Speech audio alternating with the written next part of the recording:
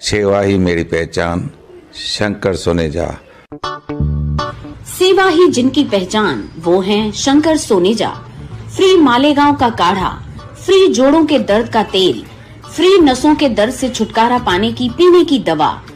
सेवा का लाभ उठाइए, सदैव आपकी सेवा के लिए हाजिर रहते हैं Shankar Soneja. Online matrimonial sites त घणियूं आहिनि, पर सिंधियुनि जी सिंधियुनि लाइ हिकड़ी बेस्ट साइट आहे रिश्तो.com, जेका रिश्तो मीट नाले फ्री मीटिंग रूम जी सहूलियत पिण प्रोवाइड कंदी आहे, उहो बि रिफ्रेशमेंट सां गॾु, जेको तव्हां जे होटलनि जा वॾा बिल भरण खां बचाईंदी आहे। रिश्तो.com वर्ल्ड जी हिकड़ी इहा साइट आहे जेका इहा फैसिलिटी प्रोवाइड कंदी आहे। किन सिंधी परिवारनि जो त इहो चवणु आहे त रिश्तो मीट हुननि जे लाइ हिकु लकी चाम आहे, त पोइ देर छा जी, अॼु ई कॉन्टेक्ट कयो रिश्तो.com, सिंधियुनि जो सिंधियुनि सां ऑनलाइन सिंधी मैट्रिमोनी। नमस्कार, मैं राजेश दलवानी, आप देख रहे हैं उल्लास लाइन बुलेटिन। काफी समय से रुके हुए मनपा चुनाव का समय आखिर आ ही गया है। लंबे इंतजार के बाद सुप्रीम कोर्ट ने महाराष्ट्र में निकाय चुनाव को लेकर बड़ा फैसला सुनाया है। सुप्रीम कोर्ट के फैसले के बाद मुंबई, ठाणे, उल्लासनगर सहित 29 महापालिकाओं के चुनाव का रास्ता साफ हो गया है।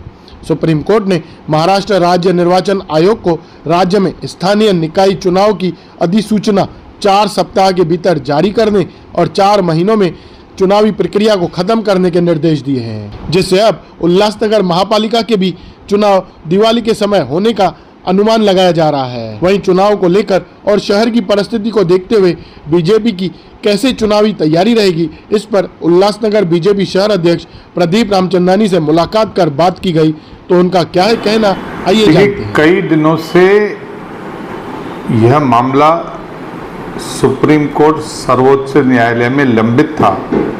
उसमें 2-3 विषय थे। एक ओबीसी जो जाति को, क्योंकि एम्पिरिकल डाटा उद्धव ठाकरे जब सरकार थी तब उनके पास उनको नहीं दिया गया था, इसके लिए ओबीसी का आरक्षण बिना चुनाव होने चाहिए, ऐसे सुप्रीम कोर्ट ने कहा था। उसके आधार पर राज्य सरकार कोर्ट में गई और सारी चीज़ें दुरुस्त हुई। आज सुप्रीम कोर्ट ने 27% ओबीसी कोटे के साथ, जिस तरह से 2022 में 2017 में चुनाव हुए थे, उसी आधार पर 27% जो ओबीसी का जो प्रतिशत है आरक्षण का, वही यथास्थिति रखा। और उसके बाद पुराना वाला ही जो 1994 से लेकर 2017 तक चला था, 27% वह यथास्थिति रखा। और दूसरा, उद्धव बाला साहब ठाकरे की शिवसेना सीमाओं के ऊपर जो कुछ वार्ड बड़े थे या जो बढ़ाए थे उसके ऊपर गई थी, लेकिन जिस तरह से सुप्रीम कोर्ट ने यहाँ पर आदेश दिया है सरकार को कि आने वाले 4 महीनों में पूरी तरह से राज्य की सारी स्थानीय जो निकाय हैं या जो स्थानीय स्वराज संस्थाएं हैं उनके चुनाव करवाए जाने चाहिए, जिसमें उल्लासनगर महानगर पालिका पिछले 3 सालों से चुनाव नहीं हो रहे हैं। अब उसका रास्ता साफ हो गया है और अनुमान देखा गया है कि सुप्रीम कोर्ट ने ये भी कहा है कि 4 हफ्तों में चुनाव का नोटिफिकेशन निकालें और आने वाले 4 महीने में चुनाव कराएं। मुझे लगता है कि सर्वोच्च न्यायालय के आदेश के बाद सरकार आने वाले 4 महीनों में पूरे महाराष्ट्र के निकायों के चुनाव लेगी, स्थानीय स्वराज संस्थाओं के चुनाव लेगी, जिसमें उल्लासनगर महानगर पालिका भी शामिल होगी। सर, आने वाले जो चुनाव हैं, शहर की परिस्थिति देख के आपको क्या लगता है कि भारतीय जनता पार्टी यहाँ पर कैसे चुनाव लड़ सकती है?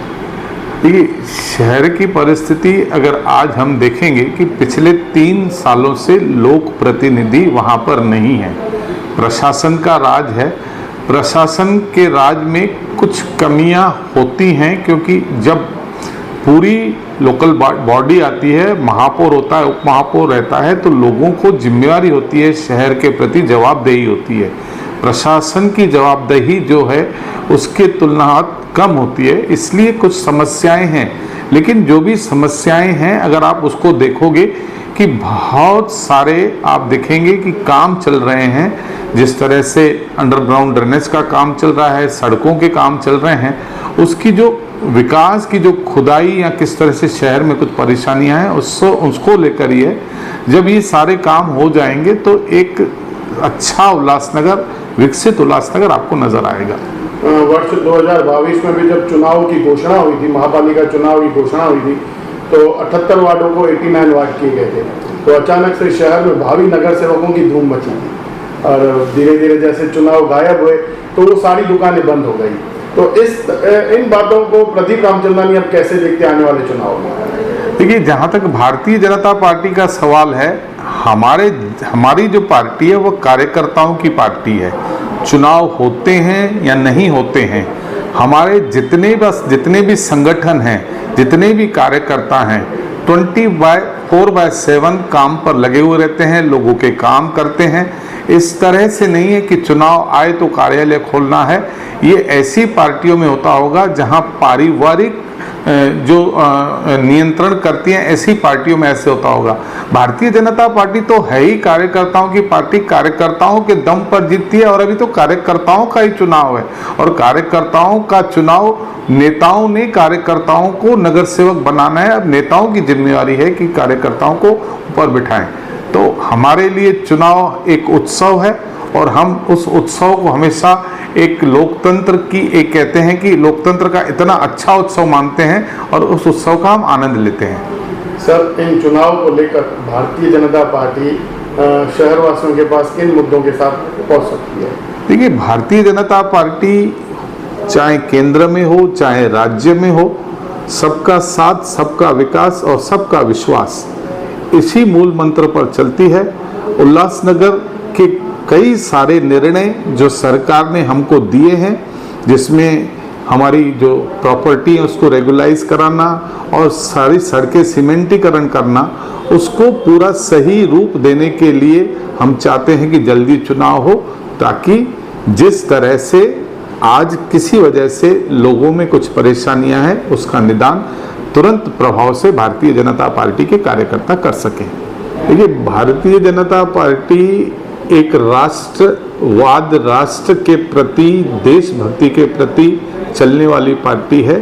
आपने देखा कि पहलगांव में जब हमारे 26 पर्यटकों की हत्या कर दी गई, जिसमें निहत्तों को मारा गया, केवल पुरुषों को मारा गया, तो आदरणीय नरेंद्र मोदी, पूरे देश 140 करोड़ जनता के मन में यह दुख था। ऑपरेशन सिंदूर चलाकर उन बहनों की जो प्रतिशोध था, जो बदला था, वह लेने का काम किया है। और मुझे पूरा विश्वास है कि सबसे पहले भारतीय जनता पार्टी राष्ट्र को आगे रखती है। हमारा कहना यह है कि सबसे पहले राष्ट्र, उसके बाद पार्टी, अंत में हम। तो यह जान लेना कि जब तक भारतीय जनता पार्टी इस देश पर जितने साल भी राज करेगी, आने वाले और 25 सालों तक यही पार्टी राज करेगी, क्योंकि इसका मूल मंत्र राष्ट्रवाद है और राष्ट्रवाद का परिचय दिया गया है। किसी भी देश विरोधी ताकतों को उनके घर में घुस के मारने का काम यही, यहाँ तक कि पूरा देश एक है, विपक्ष भी एक है। सभी लोगों को इस बात की एक सुखद अनुभूति हो रही है कि हमने अपने दुश्मनों को और आतंकवादियों को उनको घर पे मारकर अपना बदला लिया है। और इसके बाद भी अगर पाकिस्तान इस तरह की कोई हिमाकत करता है तो उसे मुंह तोड़ जवाब मिलेगा। उल्लास लाइन बुलेटिन को सब्सक्राइब करें, बेल आइकॉन दबाएं और देखिए उल्लास लाइन बुलेटिन की न्यूज़ सबसे पहले आपके मोबाइल पर।